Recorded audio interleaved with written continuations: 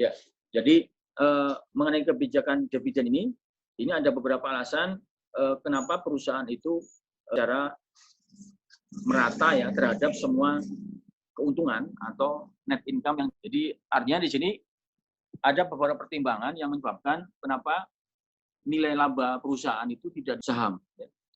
Nah, ini pertama adalah untuk membagi dividen biasanya perusahaan itu juga ya. Kreditur di sini adalah artinya pihak pemberi hutang baik perbankan maupun hutang obligasi ya. Sehingga di sini perusahaan masih punya kewajiban kewajiban jangka pendek maupun jangka panjang. Nah, ini jangka pendek ini diantaranya adalah mengenai pembayaran hutang termasuk bunga ya, termasuk di sini adalah kewajiban membayar upah pegawai. Jadi artinya di sini terhadap semua laba kan mungkin diberikan semuanya dalam bentuk dividen karena pertimbangan tadi ada kewajiban-kewajiban lain yang akan jatuh tempo di tahun berikutnya ya. Sehingga di sini kreditur sebagai pihak pemberi pinjaman ya, terutama perbankan itu juga punya kepentingan terhadap kalau perusahaan itu secara semena-mena bagi dividen kepada pengusaha saham, itu nanti tentu akan berpengaruh yang akan datang. Salah satunya adalah pembayaran hutang ya kepada para kreditur tadi.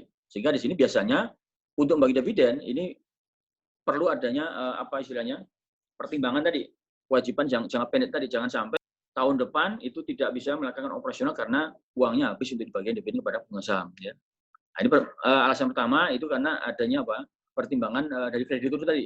Kemudian juga untuk memenuhi syarat regulasi negara dari undang-undang pembagian dividen tadi ya. Jadi kapan sebuah perusahaan itu memberikan dividen itu ada batasan dan aturan hukumnya. Dalam hal ini direksinya ya atau manajemen itu berencana untuk melakukan ekspansi usaha ya. Sehingga di sini karena dananya dipakai untuk persiapan di sini biasanya laba atau keuntungan yang diperoleh perusahaan itu ditahan dulu. Itu namanya ditahan ini diakumulasi dulu ya, dikumpulkan untuk melakukan ekspansi perusahaan. Sehingga harapannya ke depan tentu akan meningkat. Ya tentu pemegang saham juga punya punya keuntungan lain kan, terutama dalam hal capital gain atau peningkatan. Yang berikutnya adalah berpengaruh terhadap arus kas. Jadi kalau perusahaan akan bagi dividen itu memastikan bahwa memang perusahaan ada uangnya. Jadi kalau namanya laporan posisi keuangan itu kan pencatatannya berakrual itu nilai asetnya itu tidak seluruhnya dalam bentuk aset yang lancar. Ada juga aset-aset yang sifatnya tidak lancar. Sehingga kalau namanya bagi dividen ya apapun bentuknya ya aset ya. Nah, terutama dividen cash. Jadi kalau dividen cash maka di sini perusahaan harus memastikan bahwa uangnya ada. Jadi dikenakan sanksi oleh Bapepam ya. Jadi harus persiapkan bahwa uang untuk membagi dividen itu memang benar-benar ada dan siap untuk dibagikan. Kemudian juga untuk menjaga terhadap kemungkinan masalah likuiditas membagi seluruhnya atas labanya tadi ya. Nah, ini beberapa pertimbangan yang menjadi alasan kenapa dividen itu tidak diambil seluruhnya dari seluruh laba ditahan.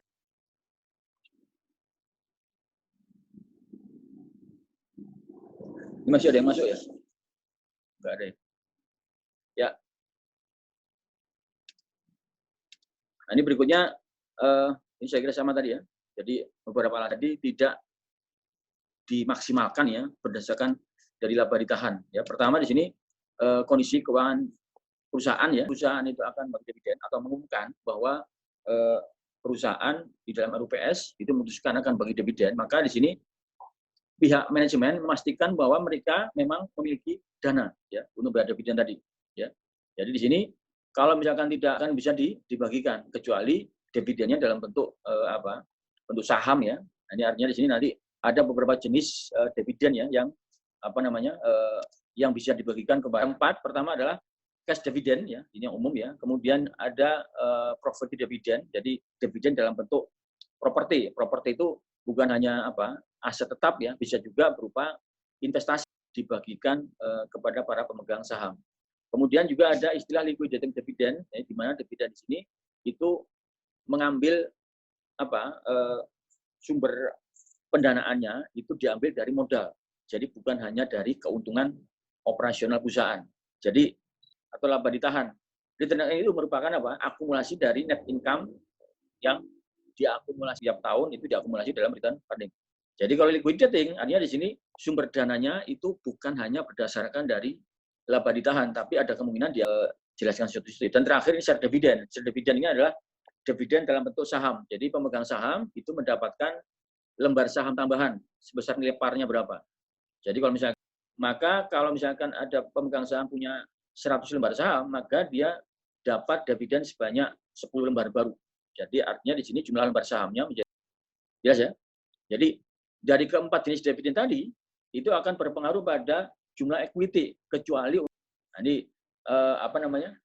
kalau cash dividend, property liquidating itu kan artinya akan mengurangi return earning ya, equity-nya. Kenapa? Karena di sini return earning-nya berkurang, tapi jumlah sahamnya itu bertambah, cuman memindah saja.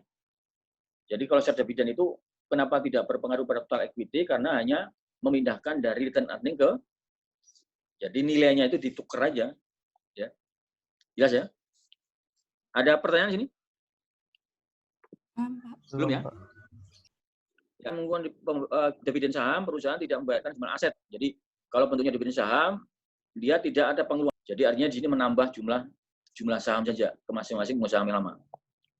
Nah, ini pertama adalah dividen itu diputuskan bahwa pemegang saham akan melakukan voting atau dewan direksinya ya. Jadi kalau pemegang saham terbesarnya itu menginginkan dividen, ya bagi dividen. Tapi kalau pemegang saham mayoritasnya itu tidak bagi dividen, ya nanti berpengaruh. Ya. Jadi makanya di sini pemegang saham preferen itu tidak punya hak suara, kan berbeda dengan pemegang saham biasa. Jadi kalau pemegang saham ordinary putusan untuk bagi dividen atau tidak, itu diputuskan oleh pemegang saham biasa. Ya. Jadi kalau misalkan perusahaan saat memutuskan akan bagi itu, perusahaan sudah mengakui adanya liabilitas atau kewajiban atau hutang. Jadi ada pengakuan hutang terhadap pembagian dividen. Ini ada 3 tanggal ya berkaitan dengan pembagian dividen ya. Tanggal deklarasi, tanggal pengumuman di UPS ya, bahwa tanggal sekian kita akan bagi dividen kepada para pengusaha. Nilai misalkan. Nah, ini pada saat itu muncul pencatatan bahwa perusahaan itu memiliki hutang. Ya. Jadi pengakuan hutang kepada para tanggal pencatatan. Nah, ini tanggal pencatatan itumaksudnya adalah namanya saham itu kan bisa berpindah tangan setiap saat. Perusahaan publik di mana sahamnya itu diperdagangkan di bursa, itu setiap mungkin setiap menit kalau perusahaan aktif ya, atau sahamnya itu, jadi bukan hari lagi ya, setiap jam atau bisa berubah nama. Makanya di sini perlu tetapkan siapa atau ada tanggal yang ditetapkan ya. Nah, ini tanggal pencatatan. Artinya di sini misalkan tanggal deklarasi 10 November misalkan ya. Nah, ini tanggal pencatatannya jam 12 sore saat tutup bursa, itulah yang punya hak untuk mendapatkan dividen ya. Sehingga di sini untuk pemilik mendapatkan dividen. Jadi kalau sahamnya itu dijual berpindah tangan orang lain ya pada tanggal 30 November ya dia nggak tanggal tadi ya. Sehingga di sini untuk tanggal pencatatan itu tidak masalah siapa yang berhak mendapatkan dividen, itu aja. Ya. Pencatatan itu tidak perlu ada jurnal ya. Jadi jurnalnya pertama tadi pada saat jurnal pengakuan hutang. Yang kedua itu adalah jurnal pada saat pembayaran atau date of payment ya, hutang dividen tadi ya. Nah, ini contoh ya, misalkan sebuah perusahaan tanggal 10 Juni sebanyak 50 sen per lembar saham. Ini jumlah sahamnya ada 1,8. Dividen akan dibayarkan pada 16 Juli. Pengumuman 10 Juni. Kemudian siapa yang berhak mendapat dividen itu adalah yang tercatat 16 Juli bulan berikutnya ya. Nah, ini sehingga para pemegang saham ya itu kan bisa menunggu kan, terutama dividen sekian. Nah, ini biasanya para investor itu akan kepada saham perusahaan tadi. Kenapa? Karena ini menguntungkan gitu loh. Jadi namanya hanya capital gain berkaitan dengan naiknya harga saham. Kedua, dividen ya. Nah, itu keuntungan yang menguntungkan ya. Nah, ini biasanya akan dijadi perhatian para investor ya untuk membeli saham tadi. Nah, ini pencatatannya ya. Jadi tanggal 10 pengumuman tadi. Jadi karena jumlah sahamnya 1,8 juta dibagi setengah dolar atau 50 sen ya. Maka dana yang disiapkan oleh perusahaan untuk bagian dividen. Jadi ini mengambil dari tanggal 10 Juni perusahaan mengakui memiliki hutang kepada para pemegang saham senilai 900.000 ya. Nah, ini berikutnya tanggal 24 Juni itu yang pemegang saham mana yang berhak mendapatkan dividen tadi. Jadi kalau belinya sebelum 24 Juni ya tidak dapat ya. Kemudian juga, jadi yang dicatat tidak per tanggal 24 Juni. Ya. Nah, ini kemudian tanggal 16 Juli baru ada pencatatan tadi atas cash. Jelas saya kira ya, ini ya. Jadi ada tinggal tanggal yang perlu diperhatikan, kan mengakui memiliki hutang. Nah, ini pengakuan hutang jangka pendek umumnya ya. Jadi namanya debit sebulan ya, nggak lebih. Biasanya kurang dari sebulan. Sehingga di sini diakui sebagai. Nah, ini berikutnya adalah dividen dalam bentuk properti. Jadi properti di sini dividennya itu tidak dibagi dalam bentuk cash. Macam ada aset berupa apa? Harta tetap ya, atau bisa juga berupa investasi. Kan perusahaan punya apa? Investasi saham. Jadi posisinya di sini yang di aset, bagian aset ya, itu kan ada aset lancar. Jadi kalau aset lancar itu artinya apa? Atau aset karena aset ya, itu aset yang jatuh temponya atau bisa datang maksimal ya.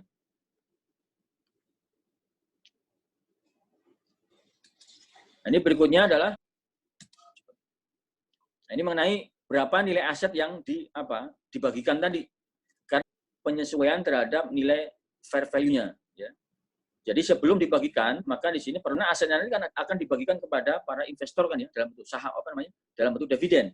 Maka di sini nilai ya atau dilakukan revaluasi ya sehingga nilainya mencerminkan kondisi yang nilai yang sebenarnya. Makanya di sini ada pengakuan gain atau loss terhadap.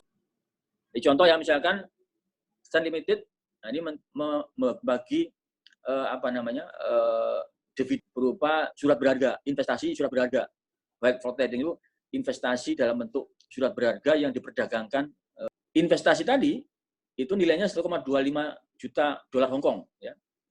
Jadi senilai-nilai bukunya Nah, ini pengumumannya dilakukan pada 28 Desember. Akan dibagikan pada tanggal 30 Desember di mana pemegang saham.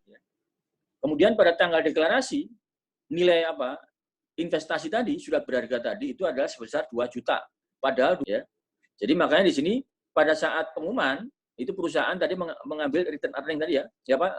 Sebelum melakukan penyesuaian terhadap nilai investasinya.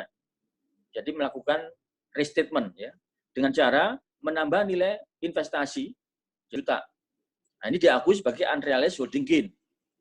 Karena sifatnya held for trading. Itu nanti kita bahas. Jadi investasi macam-macam. Ada investasinya untuk perdagangan, ada investasinya untuk tujuan non-trading. Kalau non-trading itu biasanya sifatnya jangka panjang. Jadi misalkan membeli saham, dijual kembali. Karena apa? Karena ada kepentingan perusahaan terhadap perusahaan terhadap perusahaan dibeli sahamnya tadi. Contoh misalnya perusahaan ban misalkan ya, ban mobil. Karena kalau tujuannya non-trading, maka pembelian saham tadi itu untuk jangka panjang, karena mobil tadi punya kepentingan untuk pasokan ban mobil tadi. Jadi pembelian saham tadi bukan untuk diperjualbelikan di bursa, itu namanya non-trading. Tapi kalau trading, artinya di sini perusahaan memberi saham pabrik ban tujuannya untuk mendapatkan keuntungan atau gain tadi, capital gain dalam jangka pendek. Ya. Nah, ini kebetulan di sini nilai akan dibagi dividen nilainya 2 juta. Makanya di sini nilai investasinya itu ada kenaikan sebesar 750.000. Nah, ini baru kemudian karena investasinya naik sebesar berapa? 750 jadi 2 juta kan ya. Umumkan, nah itu namanya property dividend payable sebesar 2 juta. Ya. Ngambilnya dari mana nanti? Yang ngambilnya dari investasi tadi, dan itu mengambil equity investment tadi. Sebesar senilai 2 juta. Ya. Pak, mau izin bertanya. Mungkin nggak Pak, nilai fair value itu diketahui nggak cuma pas tanggal deklarasi kayak misalnya pembagian, pas tanggal payment first payment-nya juga diketahui fair value-nya segini. Yang dicatat itu berarti fair value yang pas tanggal deklarasi pas deklarasi aja. Jadi setelah deklarasi dibagikan kepada para pemegang saham kan. Nah, itu pemegang saham yang megang terserah mau dijual atau mungkin disimpan lagi ya untuk diperdagangkan atau mendapat keuntungan di masa depan. Ya. Jadi pengumuman tadi ya. Jadi pengakuan terhadap fair value itu ada 2 tahun setelah tutup buku ya. Jadi kalau sebelum tutup buku biasanya nggak perlu ada pencatatan. Tujuannya apa? Untuk mengakui sih. Ya. Jadi kalau misalnya investasi dalam bentuk saham, biasanya di akhir tahun ada tadi. Jadi kalau misalkan di akhir tahun ternyata nilai saham sedang turun, maka perusahaan harus juga mengakui loss ya terhadap investasi dalam kaitan dengan tadi kan bagi dividen kan ya. Nah, ini makanya di sini ya, tanggalnya per tanggal. Ya. Pak. Berarti kalau misalnya fair value-nya berbeda saat deklarasi sama payment, yang pas payment nggak perlu dihiraukan. Itu nggak usah dihiraukan. Nanti kan sudah dibagikan kepada investor ya. Itu sahamnya yang baru yang memegang surat berharga tadi ya. Oh, ya. Ya. Jadi intinya di sini untuk dividen properti ini bukan hanya properti harta tapi bisa juga properti Artinya mengambil ada 4 jenis ya. Yang 3 jenis itu mengambil aset. Jadi asetnya berkurang, equity juga ikut berkurang ya. Jadi asetnya yang ini properti mengambil dari investasi ya. Investasi yang dimiliki oleh perusahaan tadi.